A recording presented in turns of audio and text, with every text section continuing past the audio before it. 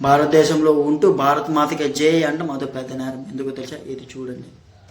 Slogans Bharat Mata ki Jai, that has become offense under 153A. This complaint ಆದರೂ ಹೆಂಗ್ register ಮಾಡಿ? Shouting Bharat Mata ki Jai is wrong. ಎಲ್ಲರೂ let them shout Bharat Mata ki Jai. What is wrong with that? If shouting Bharat Mata ki Jai is a crime, can there be any can there be any better illustration of abuse of the process of the law? Attempt to murder is the allegation against them. Came to know 307 has been registered. 307 is invoked. Why? Because they shouted those slogans. And apparent threat, the next day the story is built up.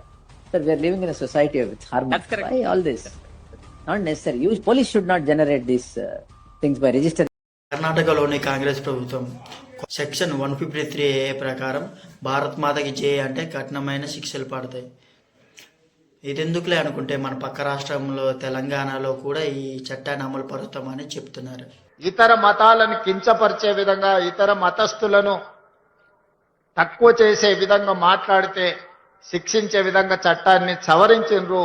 తొందరలోనే తెలంగాణ రాష్ట్రంలో కూడా budget సమావేశాలలో ఆ చట్టాన్ని తీసుకొచ్చి